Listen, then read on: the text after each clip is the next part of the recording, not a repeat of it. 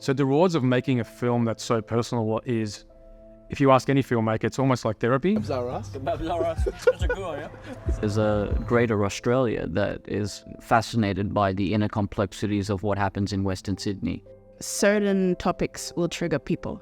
Growing up in the West, it was all right there in front of your face. These you wogs, you got like trust issues. Go back to your country, stupid wogs. Well, listen, this is not your country. This suburb is called Durrock. It's blackfella land. It's a story that needs to be told. So, what's your story then?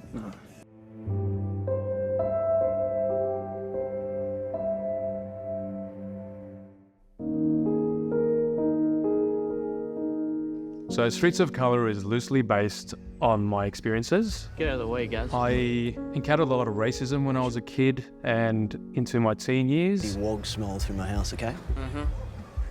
That goes for you too, Niglet. Gary! A very visceral encounter with somebody who was quite younger than me. That encounter that made me think, there's a lot of people who have probably suffered at the hands of racism and gone through a lot of similar experiences being born from migrant parents or people who came from overseas. So I put pen to paper and I thought, let's write a personal story about growing up in Western Sydney and see if people can relate to that. It really, really resonated with me, especially being from South Africa and understanding the challenges that he had and seeing firsthand and knowing firsthand what an effect it has on people and their self-esteem. And I thought, this is definitely a story we need to tell. When one stands out, you really sort of stop and take notice of it. And this one stood out. It was really unique and it had an authentic, honest voice. And I just really wanted to be a part of that. I mean, who wouldn't want to be a part of something that has, some meaning to it? The creators spoke about how it was a passion project and they were looking for artists who were passionate about what they do and also care about people. And that was the first thing that really drew me into it. What drew me to the character of Tez was he's kind of an encapsulation of kind of the confusion of youth, which for me is quite a fascinating point of life, of change, of transformation, where you go from someone young who's seemingly free and kind of liberated to feel and find themselves. And then there's that turning point into adulthood where personal responsibility and growth come about, and it's about facing those responsibilities and taking them on head on. So, and also just the arc of the character in general based on the circumstances of his life, having a child and having no parents and coming from a war-torn country, and a lot of the things that I could myself relate to. Pops into the picture with his path to righteousness. Relax, Doco. Why are you trying to sound profound and The thing that drew me to Kyle was the struggle of the friendship breakdown that he had before, because when I received the sides, I hadn't read the script before, I hadn't met Ronnie before, I only knew Rahel, and so all I got from the sides was just like a really troubled kid whose brother had essentially betrayed him to the nth degree. Connecting with Kyle was kind of finding that heartbreak in him, and the little boy that had an older brother who used to take care of him and love him, and now that was all gone, and now what was left was just pain and trauma and hate. So that was the thing that kind of drew me to it. I was like, oh, this is really fascinating. There, I wonder what type of arc he'll have in terms of some form of redemption. For me, it was a story. It felt real. It felt I felt grounded in the story. It was raw, and I love that. It brings a realness to the lines that you say and the dialogue that you portray. You got these two gangsters, doing Crescent, which breaks the ice in some of these scenes. Just. But deal, bro. You did fail maths in school, remember? Mr. Ibrahim's class, remember? You don't have to fucking tell him that. Every character had to be unique and had to be truthful. Some characters had to be authentic. So when people watch the film, they know, yes, I know a guy like that, or I know this person like this, or yeah, my mum speaks like that, or whatever. But some characters didn't really need to be authentic. They could have, we had creative license with with characters that didn't sort of fit the mold of being from the area, because the film does have other themes as well in it. The character that I created for Madison has a very checkered past. It's not really outlined in the script, but it's implied in a lot of her dialogue and just some of the things that she goes through and how she handles it. My process is very much writing everything down. I like to, include like pictures and stories and relationships and just all different things to just really color the character. One of the ways is, like, I had a day where I went to Mount Druitt just to kind of be around in that neighborhood and have a little bit of a feel with it, see if it might inspire me to kind of like fill in that backstory for Tina. When my family and I first moved to Australia in Perth, we were in I would say probably a slightly similar kind of environment. In that sense, I feel that it was a little bit easy to relate to her to an extent. I wanted to make him a real person. I didn't want him to just be this villain figure. The process was sort of, I looked to the text and I really sort of zeroed in on his relationships. In particular, like, all of them were really failed relationships, which then made me sort of question, well, why is that? Where's he at? And it sort of led me to the fact that he's a really angry person. I think that's pretty clear. But how does that anger manifest? And it seemed that he was, to me, full of this self-hatred. And when you have such intense internal turmoil, then it's got to sort of escape somehow. You're either going to implode or explode. And I felt that he was like a character that was almost doing both at the same time. I really wanted to bring a kind of sensitivity to him in terms of really connecting to his mates and connecting to his friends in terms of having that bond, that like brotherhood bond, and also a connection to family as well. Like, because I have an older brother, so I could draw upon that when approaching Kyle as well. But then I had a lot of fun in kind of discovering the addiction sides of him, like the drug addict and the kind of rebel and he's kind of gone off the beaten path, that type of aspect of him. That was really, really fun to kind of find. Something that really attracts me to characters is finding their heart and then bringing that into the fray, so that they're not just two-dimensional or just cold robots, essentially. Action. Having actors that grew up in Western Sydney, like Rahel Roman himself, was such a great find, because Rahel lends himself very well to the character of Tez. He also went through very similar experiences himself, even though he's from a different generation than mine. But it just goes to show that the racism that has occurred was generational as well. So having somebody who's an exceptional actor like Rahel and having that personal experience as well, it was magic. Listen, I appreciate it, but it's not the right time for me. For each character, they're different, depending on who I'm playing or what accent, where they're from, what era. In this particular case, I'm playing someone very close to who I am as a person, so it's much easier to slip into, because it's almost like throwing yourself into an imagined circumstance and letting the imagination take over and existing freely and naturally within that imagined circumstance. So in this case, it was more learning the scene, understanding what the pivotal moment was of the scene, the driving force, the pace. How does it pace in the film? Is it a quick scene that requires energy, or is it a slower scene that requires gentleness, and identifying those specificities and performing them to the best of my ability. Look, I usually try to separate myself, the actor, from the character as much as I possibly can. I think in terms of the actor, it's not stuff that I haven't experienced before. I think it's more or less, I've just learned to deal with it better. But as the character, obviously that's different, because the character that I'm playing, he's still emotionally charged from the death of a relative, but then also the injustice that he still faces and not being able to deal with that. And I think that's the other thing as well, is how these characters deal with certain problems that they have. I think especially with mine, he doesn't have an outlet that he can sort of do. That's the approach that I took. He doesn't have an outlet in which, like someone to talk to or that sort of stuff. For him, it's just like, this is how I'm feeling and I'm going to go based on my emotions. So I sort of decided to take that approach with my character and go, all right, sweet, all the stuff that's being said to me, I'm taking it personally because I don't know any other way to deal with it. Whereas me as the actor, I would just be like, okay, cool, I'll process what you just said to me. I'm offended, but there's nothing that I can do. I can't change the way that you feel about certain things. So that's the approach that I took.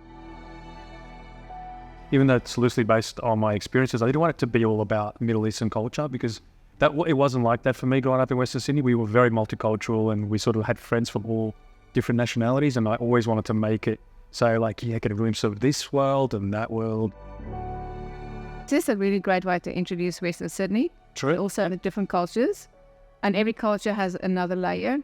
So at the end of the day, Streetsofcolour comes out and it's this layered story with different colors, different nationalities, different flavors, different way of speaking. I think that makes it really exciting and entertaining.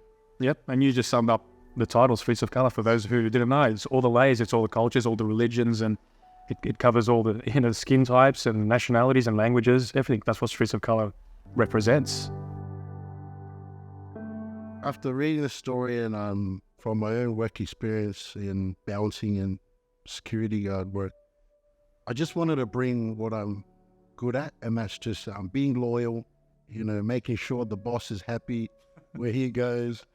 I go, whatever he tells me to rough someone up, okay, I'll go do that. It's that's pretty much all I bring to this experience, and worked. It worked wonders. For me, it was trying to access the dark side. We all want to be optimistic and positive in the real world. We need to access the dark side of these characters for it to be authentic. Antagonizers, they need to present a tough side to them, so people are scared of them all the time. But when you're in the surroundings, the sets, with the big guys around us, it helped. I saw it from a producer's point of view, and I said to Ronnie, no big car scenes, no big gun scenes, no fighting, no expensive locations, no this, no that, because we wanted to make a low-budget film. And of course, he put everything that I said not to put in the film. He put in the film. I am so glad that he did, because we've got a wonderful story, and I think it's really going to change people's hearts and achieve what we wanted to achieve. What about now?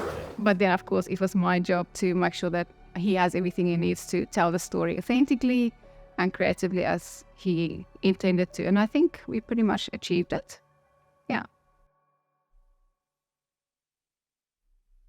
Okay, cut. It's funny, Ronnie and I had a very hilarious beginning of our relationship. When I first met Ronnie, I was very honest about, my feedback on the script, and just Ronnie and I have very different views on certain things, and neither of us were afraid of going there and having heated discussions about our beliefs and what we thought of different things. So it was great. It actually, the fact that we were able to speak to each other in that way and so candidly really set up that it was a perfect collaborative environment on set.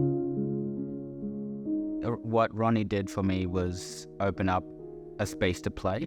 The whole thing of go deeper and explore different avenues. The thing that's vital is communication between the actors and the director, because then especially if the director trusts you, you get a lot more playfulness out of your experience. It was definitely a joy to work with Ronnie. I've never worked with someone like Ronnie. Ronnie is a genuinely kind person, and he is very flexible, and he knows how to adapt to the situation. He's just a very easy person to talk to. Whatever concerns I had, he was always open to addressing them. And yeah, I feel really blessed. It was terrible. No, he was great. He was very, very open to collaboration. He was open to building the character with me. I remember one of the first conversations I had with Ronnie on the phone. I found myself being really, really excited by Kyle and his journey, and Ronnie would just reflect that excitement as well. He'd be like, yeah, this is great, and what about this, and try this and that. And so it was a really organic process. And even then when we got to set, playing around with different things. I would like throw him different choices, and he was like really, really clear with things that he wanted and kind of keeping me on track as well, which is what you need at the helm of the ship. It was just so easy. It was so easy to work with him. The reassurance and the confidence that he gave me in this character, in me being a part of this story that is so personal to him, it was a real honor. And if issues arose, I'd trust him to help figure things out and solve things and keep us going. Oh, right, man. This is the question we've been waiting for. Right, yeah. No, Ronnie is awesome, man. Being first time acting and stuff, just guiding me along, it's so easy going, you know. When I did a scene, I did something here, and Ronnie's like, "All right, let's use that, let's do that," you know. And it was just really good. The man just knows what he wants. He knows which buttons to press to get you into the mood, or into the mode, or into the moment. The guy's a blessing. He does most of the work where we should be doing all the work, but he really gets out of you what's needed for the story to progress and for you to shine on camera. He's a joy to work with. He's a really generous and giving director, really collaborative. What sort of stood out for me most was he was really gentle. He had this quiet calmness on set, and his leadership just created this level of trust within the environment. And when you can sense that trust, it allows you to be really open and to really give as much as you can. Why he had such sort of quiet confidence was he knew he had a really strong script and a really strong story. And it was just as simple as he just had to shepherd us through the beats of that story, and we sort of naturally found our way through things. Ronnie's like my older brother. I've known Ronnie since I was 13. And we did a film course together many years ago, and he made me, as a 13-year-old kid, believe in myself. You know, he was one of the prominent figures in my youth that actually made me believe that this is a possibility for me. You know, for me, it was just a distant dream to be able to become an actor in this country or in this industry. And Ronnie very much so had this wonderful soul and positivity and his own passions and aspirations towards writing and directing, and we both, in our shared passion for artistic storytelling, always wanted to work together. And finally we were able to collaborate on this project, and it meant a lot to me that Ronnie thought of me to play such an important role in a film about his own life. And it's responsibility as an artist to say you're taking on a vulnerable aspect of someone else's story and making sure you give it your all. And Ronnie and I have that trust, and we also have a great time. With Ronnie, as soon as I see him, there's like love and a positive energy. It doesn't matter if I haven't seen him in a short time or long time. It's that undying respect for each other that permeates in every interaction, and whether it's artistic or just personal. Ronnie's very good creatively, so I don't have to give too much creative feedback, but we're constantly in contact. We talk 100 times a day about every little aspect of the film, even pre-production, production, even now with distribution, and just making sure we're on the same page all the time. Yeah, Streetsofcolour is it's actually quite diverse. I think I counted about 45 nationalities, so I dare say that Streetsofcolour is the most multicultural film ever to be made in Australia. I don't know if anyone can beat that record. Come and see me if you have made one. Probably the biggest challenge with Rahel was that we laughed too much. And it's a very serious film, and we were just constantly in stitches. But I feel very grateful to have been able to work with him, and we had amazing chemistry from the get-go. And yeah, he was just a great guy, and we ended up meeting up quite a few times before the shoot to be able to, just go through a few things. And yeah, he's a dream to work with and really funny guy, and like we're great friends now. So probably the most impactful for me would have been Simon and Peter. Probably because I look up to them, and I've seen them so frequently in the industry and in things that I've watched as a kid growing up. And to have them I don't have any scenes with them directly, but they were always about, and they they were super supportive, and they'd always come over to me and just, give me a little pat on the back, like, you're doing a great job, because they could probably see that I was like completely out of my depth and like new and green and just wookie hour. And sometimes I did feel intimidated, but they were amazing. They would come over and just have chats with me, and that really meant a lot, because, when people that you look up to can see that you're really trying or acknowledge your talent, or, it just really helps you like build that confidence on set, because there's so much going on, and when you're new, it's so overwhelming sometimes. So yeah, I was really grateful for those little moments that I was able to get with these guys. With Ronnie bringing in such a diverse sort of group of cast, it was, at first I was a little nerve-wracked, because like I didn't know anyone and sort of didn't meet many of them prior to it. But I think afterwards, especially with like Rael, just the amount of jokes that were had on set between me, Rahel, Mark, that was a lot of fun. And I think like the crew as well, it was always so fun and joyful, I think, to be on set.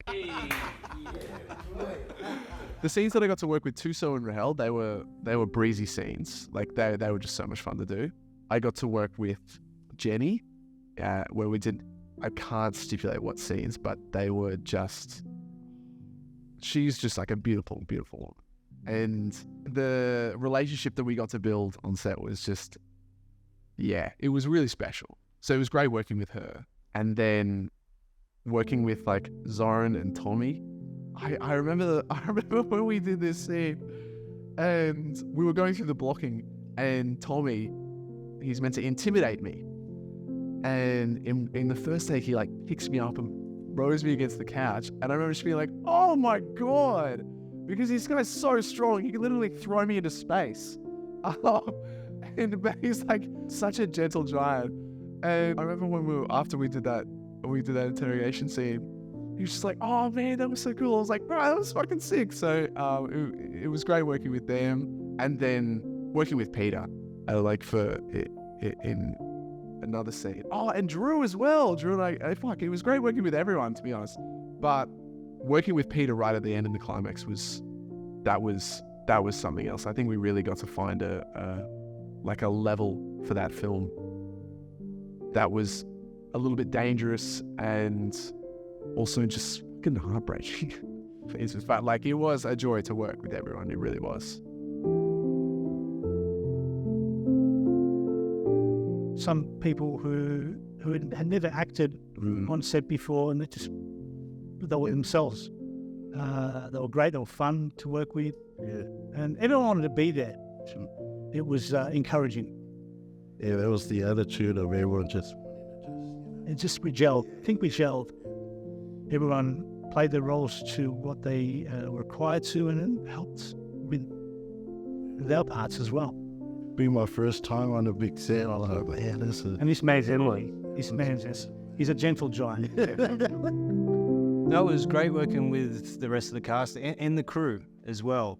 I've never had the opportunity to work with such a eclectic mix of people. We had all different ages and genders and backgrounds and expertise.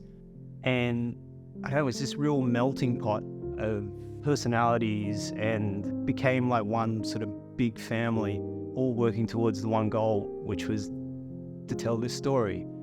And people only work that hard and that focused and give that energy when it's something really important to them. And so you could really see that happening.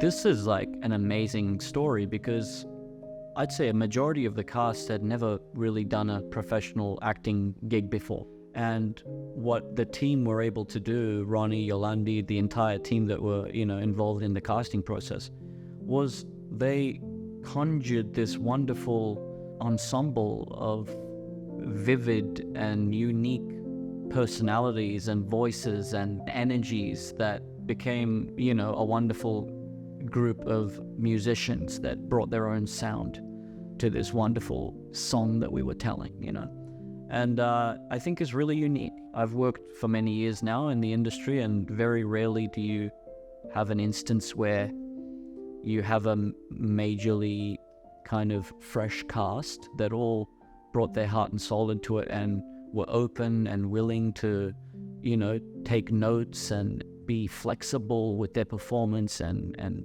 try and keeping it natural in the camp, under the intensity of what a set can be like. So just being inspired by all of the performers in the film, however small or big their roles were. Lucky enough for me to be able to work with a lot of them, if not all of them. It was just a wonderful sense of artistic excitement that reignited in me when I saw all these wonderful performers bringing their all to something for the first time. There's always a challenge every day, whether it's the weather's going to behave or, a camera stops working, whatever it is, but there's always multiple challenges. We had a problem with an actor calling in sick, and so we had to quickly think how we could use up our spare time that we had now. So instead of losing time shooting, we have everyone there, we basically had to turn an external house from daytime to nighttime. And my exceptional camera crew were thinking very quick on their feet, and were able to transform the front of a house to make it look like nighttime. And I dare say, if you can pick out which scene that is, you cannot tell at all. A lot of people have to do multiple roles. Ronnie, myself, and a few other crew as well. Wearing a few hats is quite difficult, spreading your mind power around. Having to beg, steal and borrow things that you need, not being able to afford, all the resources that you really would love to have, but still making a film that looks like $1 million or $2 million.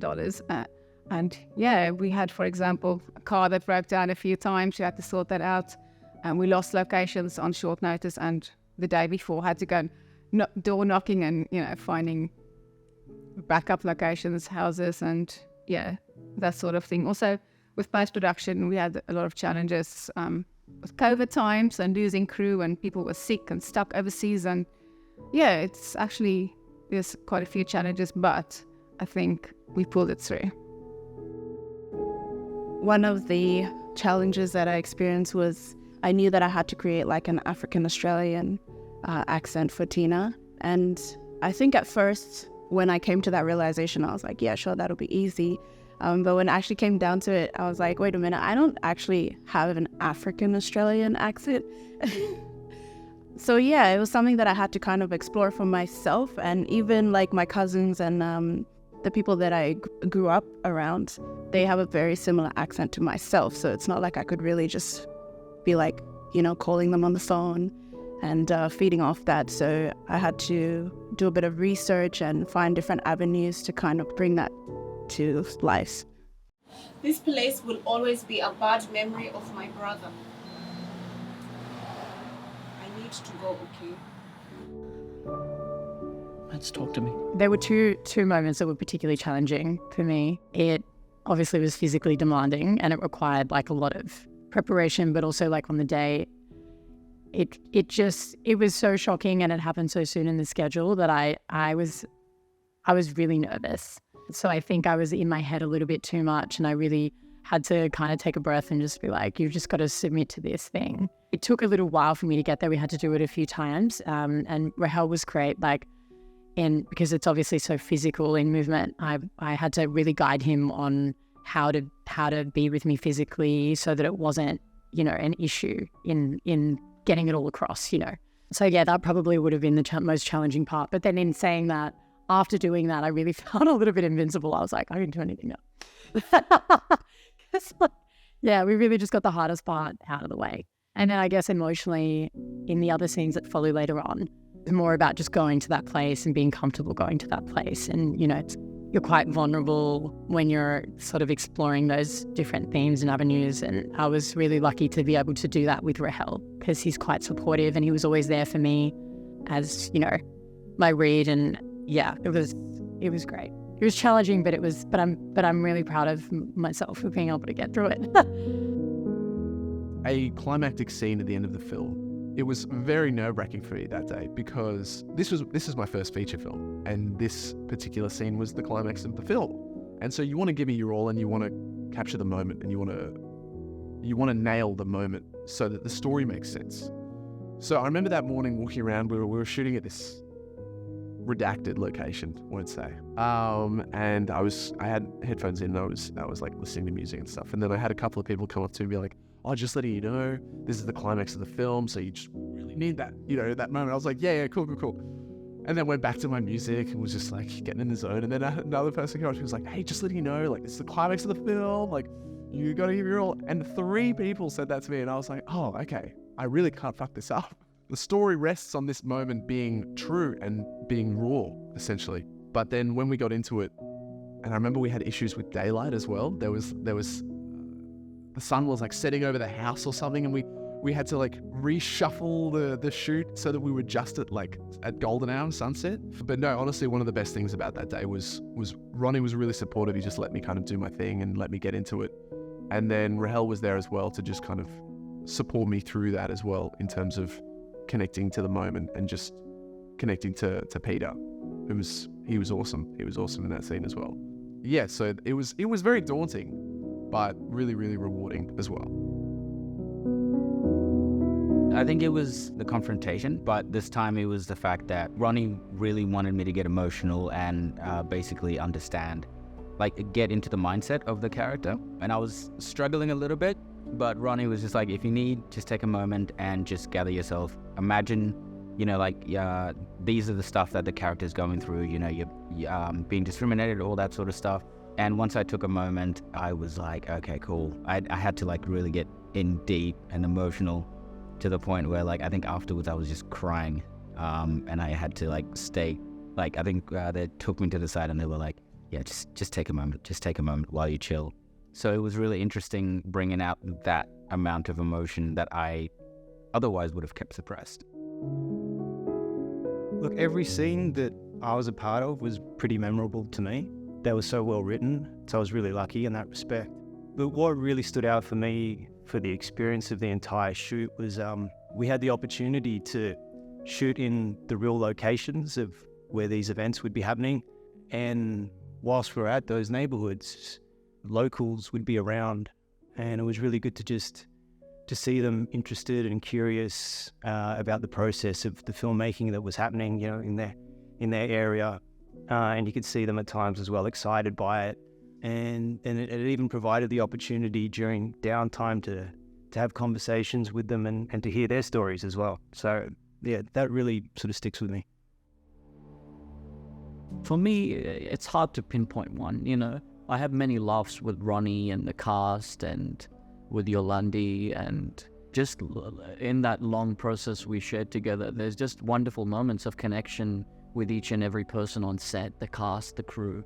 There's a lot of waiting that happens in filmmaking, and it's a wonderful opportunity to connect to the people that you're spending so much time with. And all of the people on that set have one goal in mind, and that's to bring about a piece of art that connects to the greater public. And it's a personal thing. It's mirroring one's vulnerabilities to the greater public. So it's a deep thing to share. So because it's so deep, it only makes sense to have a deep connection with the people around you to be able to, foster that sort of energy that is necessary ingredient for the film to be successful, in its endeavor or its aspiration. Oh, we were just talking about the scene where leaving Tez's house, is it, in the car?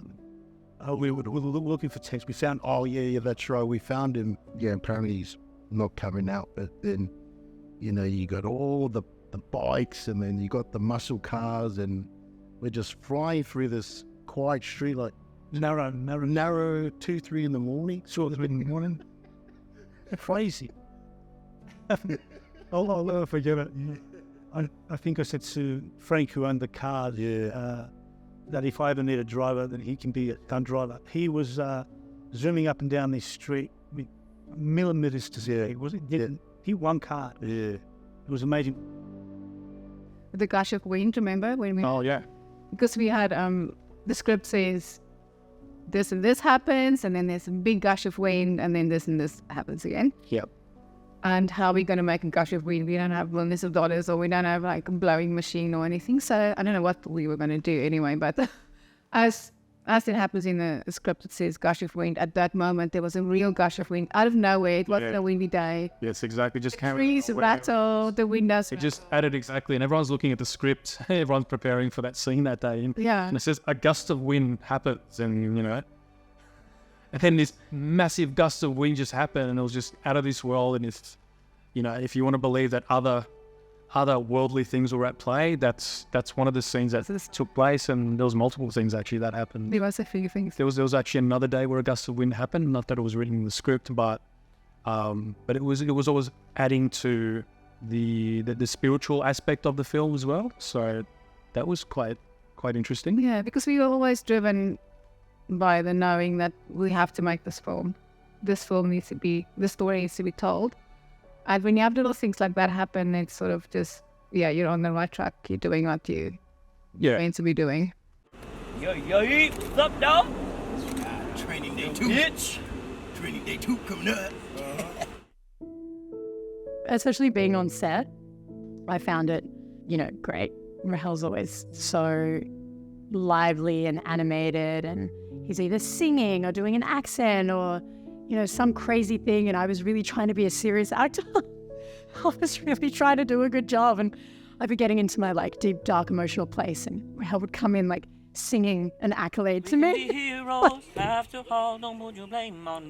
So I think it was confronting Rahel in the car, and it was interesting because first of all I was cold because he was so cold. I think I underestimated how cold it was going to be that night. And we sort of had to pull him out of the car and drag him out.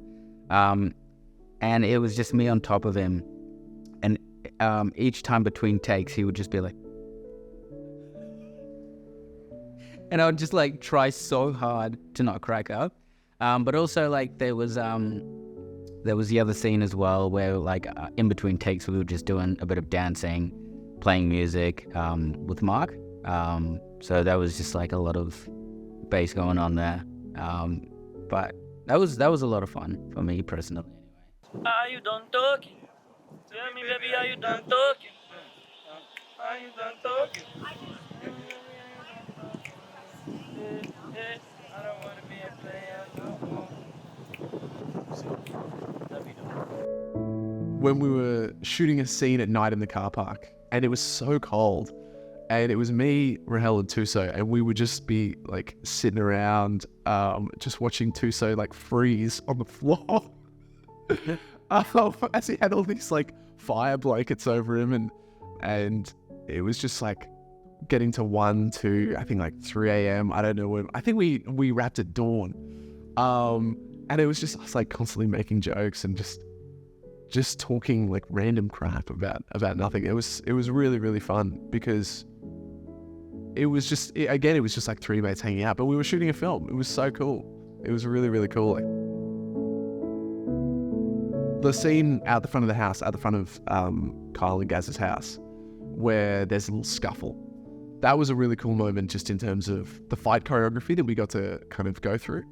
But that was really fun to kind of experience as well, and kind of block through and then do the scene and then pause it, add makeup, continue the scene on.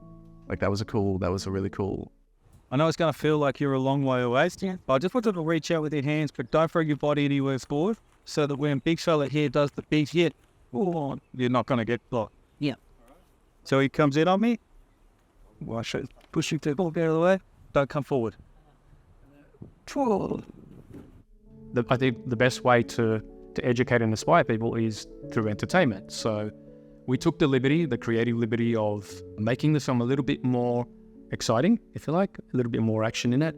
So having a truthful depiction of the life as it is, the life that I grew up with, and having a mix of a little bit of entertainment in there, I think it was a really good balance. The funeral scene obviously is very emotionally charged. This is my first feature film, and I guess one of my challenges was, that there was that doubt and that fear that creeped up of I'm telling a story, but obviously there's cameras in front of you. Am I gonna be able to do this? Am I gonna be able to bring such a emotionally heavy scene into fruition. It's also like coming from a background where you haven't had that experience yet, and you kind of moving forward, you haven't had someone to show you the way, or you're kind of figuring it out for yourself. So that in itself is challenging. I explored different ways. Like, I did some research, I watched videos and things like that, but I think it ultimately came down to thinking about something sad. Emotionally, yeah, I really had to prepare for the I guess the shock of it. It's obviously very intense what she has to go through, and so for me, like, preparing in the lead up for that and just having everything ready to go so that when I did get on set, it was there in front of me and I'd done the work, so I was able to kind of go into that place. Yeah, it was quite challenging, especially as a first like major role, but I think, yeah, it really just comes down to your preparation. And I did a lot of work with, my acting coach at the time and just people around me who were also actors, who I was, I was really just leaning on everyone to get advice and to help me with my process. How I prepared for it was just more of, what are my character's intentions? What is the character trying to get out of it? And I think that was sort of like the base level that I started off with. But as we sort of went through and we were workshopping it, it got more and more intense. But I think having a base level for any sort of characters, that's how I sort of tend to do it. And then if it need be, I can either pull it back or I can really exaggerate it if need be. So dealing with emotionally charged scenes for me, I try not to overthink them. Otherwise it could sort of get in the way. I like to do the homework beforehand, like really get to know the scenes and the characters.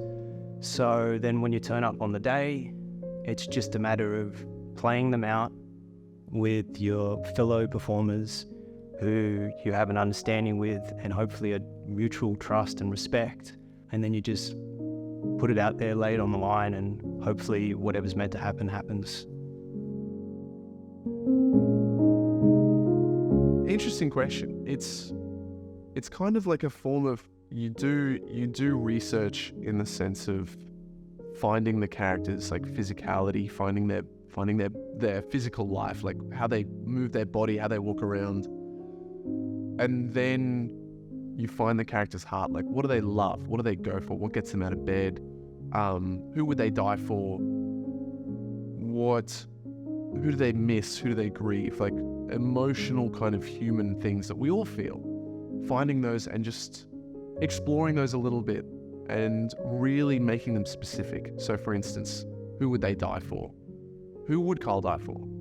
He would die for his friends, he would die for his mum. I think he would, in a sense, die for his brother, for sure. There has to be some of that remnants of love there. And then it's kind of building those relationships around that, around those really, like, you try and make those emotional connections really powerful, and then you build a relationship around that. So in terms of story, where he went to school, where he grew up, what he did, like how much school did he skip, what did he do in classes, what did he have in common with his friends, things like that. You build those up as well. And then when I get to the day shooting, just like letting it go and being like, we'll see what happens. Because planning things in the moment kind of kills the moment. So you want to fill yourself up with all this character life, backstory. And then when you get to shoot, just let it go and see what comes out. We've got to make some changes. Tupac Shakur over here, we gotta make some changes. Or Nelson Mandela more like it. We've got to make changes for the people and for the future. Preparing mentally and emotionally is a part of the actor's toolbox, It's just, you're having plenty of preparation, You have the script ahead of time. I had many discussions with Ronnie, and we both found an understanding together of what we knew we wanted from the character and how that propelled the story. And then understanding how the physical and mental challenges of each scene that play on to the next. Yeah, so it's just doing your homework basically and understanding the schedule, what's coming, what big scenes that may require more energy or more emotion than preparing ahead of time. Personally, I had to grow my hair long and grow a beard, and you're dealing with your everyday life and all these negative dialogues happening in your mind, and you kind of embrace that when you're on the set, and you focus on that, and you step away from your real self and engage with the other actors and engage with the dialogue. Knowing what's required in the scene and the story, and taking directions from the man Ronnie himself. Right, this is what I need you to do, and automatically it's like you're there to do a job. You just naturally get into that, and like, oh, we got a purpose. We've got a purpose, exactly. Yeah. So pretty much like that's how I came into this. Like when you're on set, everything's there. Everyone's in their character, and we're like, okay, let's go, let's do it. Yeah, and then I just switch on.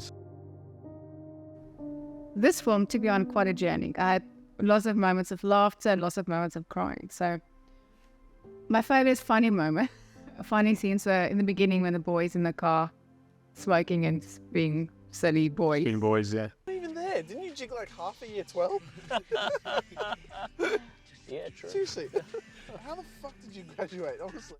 Just kind of throwing banter between each other, talking shit, smoking those terrible faux cigarettes that tasted disgusting. That was really, really fun because it was just like 3 minutes hanging out and just throwing in like absolute dreadful chat. So yeah, that was definitely something that was a lot of fun to shoot for sure. The thug guys, Ardor and the boys. Yeah. They're funny, bantering and comments quite hilarious. But the scenes that really brought tears to my eyes were Tez knocking on the door, finding his son. At that time, I didn't even have children. Now I have a child. Now it's even worse for me. Emotional. T, open up. It's me. T, open the door. I just want to talk to you for a second. Like, that was so powerful. In that he had all this love, he didn't know where to channel it. So that really stuck out to me as well. We get to see him walk. I didn't get to be there for his first birthday. What are you doing to me, T? Why are you fucking hurting me? T! I can't even imagine I can't even imagine what that would be like to be kept away from your own child. Just the thought of I have cats, and the thought of that makes me so emotional. So that's probably for me the most moving scene, and I think that anybody, regardless of whether you've got kids or not, can relate to that in some way. So that's probably the first one that pops into my head. Terence, son, is that you? The scene between him and Alexander where he's pointing a gun at Alexander. What the hell, man? Did you follow me? Did you follow me? Put the firearm down. He's at the end of his rope and he doesn't know what else to do and he's kind of lost. I find those scenes really powerful just because they're so raw and they're so true. And a lot of people experience those, especially since COVID, experience that type of desperation and that almost that sense of lostness, if that's a word. But yeah, those scenes really connected with me for sure when I watched the film. The church scene, definitely, with the little boy and his mom.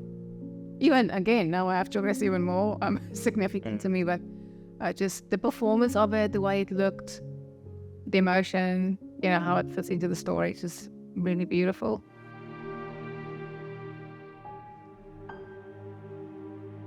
His mother comes into the shop, looking at Tez in his eyes, and they're connecting in this spiritual sense, and always gets me. I'm so close to my mother. That scene just always gets me in my gut. Yeah, I'm always emotionally attached to it.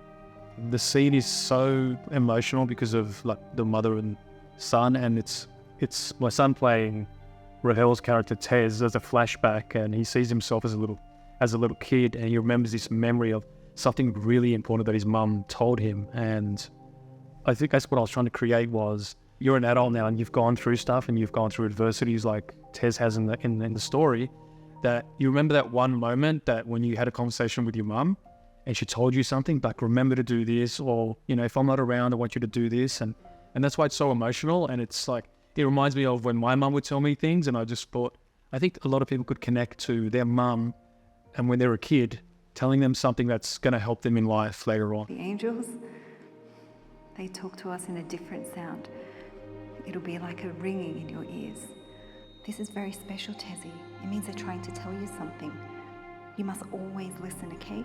I guess that's why it's so emotional. And there's this one moment which wasn't planned. Actually, it was a spur of the moment, inspired by everything that we were doing. And like you said, it would look all nice and the lights inside this beautiful church. And beautiful moment where the mother looks at her child, and the one look just is so emotional. It's just, if you were to put words into a character's reactions, it's like, you know how a picture paints 1,000 words. This reaction paints 1,000 words, and such a beautiful performance by Olga and by my son Xavier too. And it's probably my favorite scene, and not because my son's in it, but because of that moment between mother and child, you know. Yeah.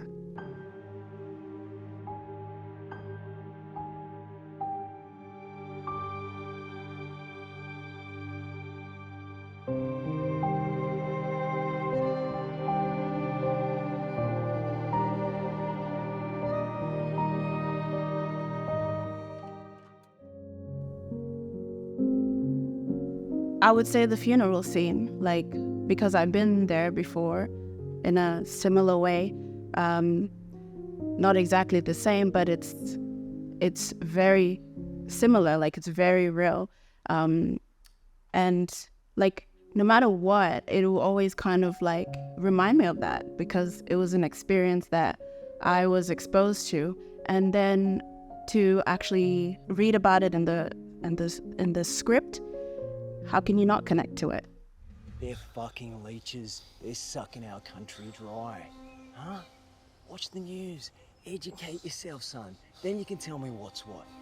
Terror attacks every other fucking day. Gary. If you're not careful, we're all gonna die at the hands of the black man, the brown man, and the bearded man. All the violent scenes and the negative scenes, just because we see so much of that in our own lives and in the news. And so, I mean, that saddened me, but it also told me that it was delivering some truths, and that, you know, hopefully by examining these sort of issues and through our storytelling, we can try to understand them and why they happen, and also offer up a little bit of hope.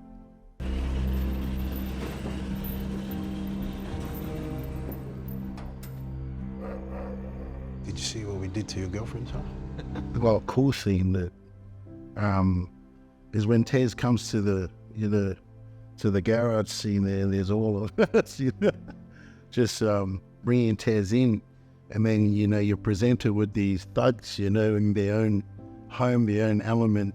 There's just no way of knowing what's gonna happen. That's really exactly. Yeah. It's going to walk out on the level. Yeah. 2 weeks I've been chasing you.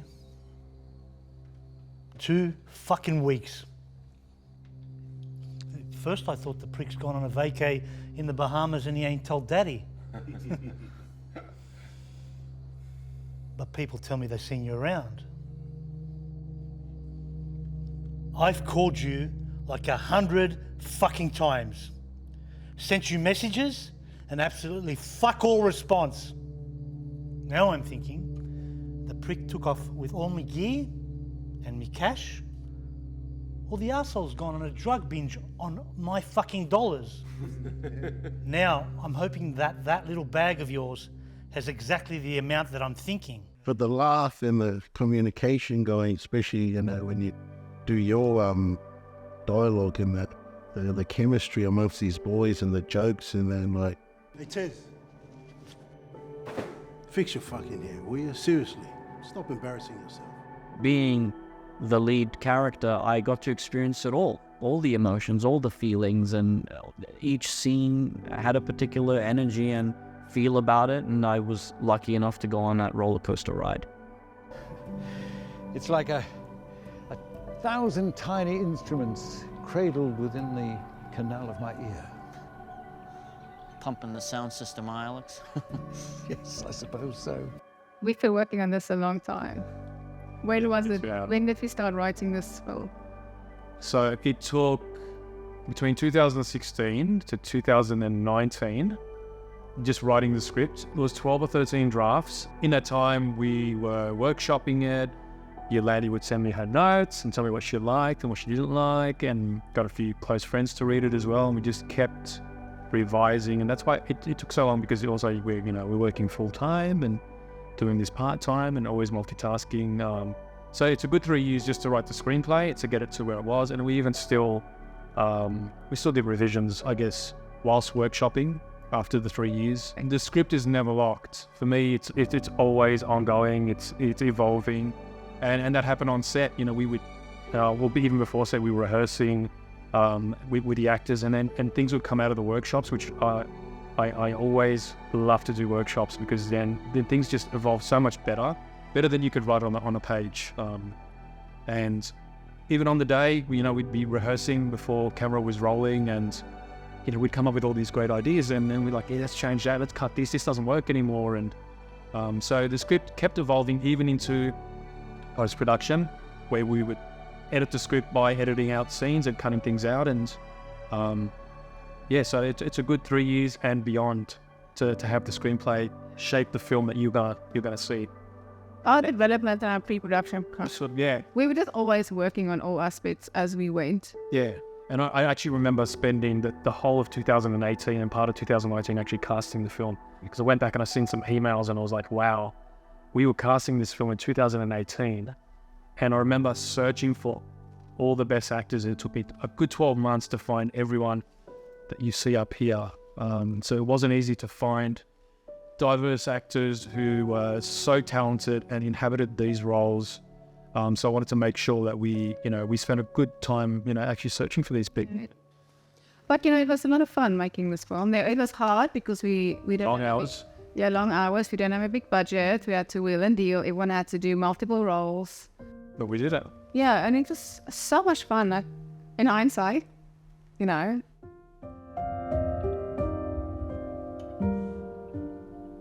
If I thought that the racism was exaggerated when I was a kid or when I was a teenager, and then having realized in my adult life that it was still very prevalent, the reward is now being able to tell this story instead of seeing a therapist for $150 an hour or whatever they charge.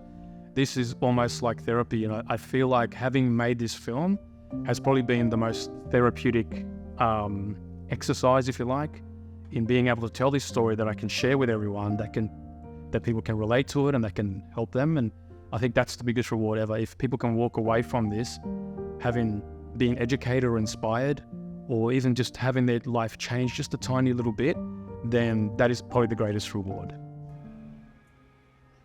It wasn't your fault, Tess. I know that now.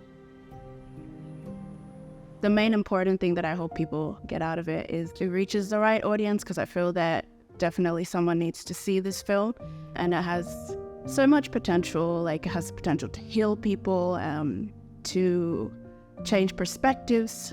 It shines a light on fear is like a really big topic, I think, of the film. And it also kind of explores like choice. We all kind of have a choice and power over our own destiny and where our life can go. And it means a lot of things. It's a special film, so I just hope it gets to the audience that it needs to get to. And I know it's like, it'll speak for itself. You've got sad eyes. I wonder what they've seen. The same shit that everyone else sees. A lot of the people and themes and cultures represented in the film are everywhere, So I think it's going to be quite easy for people to relate, because it's a lot of the issues that are addressed are so human and just, whether it's an extreme circumstance or not, like everyone can sort of relate to it in one way or another. So I don't think it's going to be difficult for people to find meaning in the film. If you truly loved Catch, you would not be hanging around with those people. Look what they did to him. Look what they keep doing to us. First of all, the fact that it's a film about the western suburbs. Like in terms of like Australian films, I don't think there's been a variety in terms of like the western or like people of different backgrounds. So I think understanding the story and the struggle that they sort of go through, not only that, but just the culture that we sort of have here in Australia to finally be visualized in the screen. I think that's what I want people to take away from that, because I'm passionate about that. It's something that when Ronnie first approached me, I was like, yes, of course, this is something that must be, like, it's a story that has to be told. So I want people to walk away and just sort of at least have a different approach or a different view to the western suburbs, because at the moment it's not being done. I feel like it's being done a bit of injustice, the western suburbs. Look at you, eh? So cute. The niglet, sand niglet, side order of white guilt. You're a moron, Gaz. It broke my heart, to be honest, to have to do a lot of those scenes. It was really tough. In particular, the attack scene at night in the car park. What was odd about it is the violence wasn't anywhere near as hard to engage with than the face-to-face insults where you had to look another person in the eye and say these really horrible things. But I just knew we had an understanding between each other that this was the story we were trying to tell. It was challenging. And that on the other side of it, hopefully we'd be creating discussion with the wider community. And hopefully that can lead to some good. It's all about actually coming out on the other end and having that hope and having those people who, like, you know, when you have people come across your life and they might say one thing and it sticks with you for the rest of your life. And that's what I think Streets of Colour is. It's a lot of people who come into Tez's life, mainly one character who I won't mention who he is until you see the film, who comes into your life and says something to you and puts you on the right track. And all of a sudden your life is changed just from that one person who happens to be your next door neighbor or whatever it is. And all of a sudden you've just come out the other end of, being in a low socioeconomic area. You may have gone through drugs, struggles, abuse, whatever it is that people sort of are challenged with. I feel like the film will give you hope that you can succeed through any area, and this story can really take place anywhere. And having that person, like you said, having someone or multiple people in your life, and taking that on and accepting that help is, I think, a big thing as well. Yeah, definitely. I grew up in a similar situation, similar suburb. It was all around me all the time. And seeing Tez's journey, I would like to think that people remain optimistic that you can turn around your life if you choose to. If you really, Tez is fighting to see his son, fighting to get his family back. But if he wasn't, then he's just going to be caught up in this world and remain stagnant in that world, and that's going to be his life. But I'd like to think people see that there's an opportunity that if Tez can turn around his life, and anyone can turn his. If you're going through a similar, struggle in life, just try to get out of it, There are ways to get out. Yeah, got to get out of that. Yeah. Seek help. Yep, seek help. Yeah, that's right. Speak up and stuff. Yeah. My mum took you. Remember that? Use all her doll money to feed you, you ungrateful dog. Tez ultimately redeems himself. He is not redeemed by other people. He has the power to change his life, and he does. And that, I think, is such a beautiful message. Because it puts power back in our hands, no matter how hard things get, no matter how, downtrodden we get or how lost we feel, we can find our way back and, learn to live again, essentially. So is it still a bad thing to be called a wog these days? Well, it depends on how you say it. Is it used in the wrong context? It's set the backdrop of racism, subtle racism, and intensely open racism. As in its many forms. But I think most importantly, it assesses the vicissitudes of life and how that affects one and shapes one's personality and character.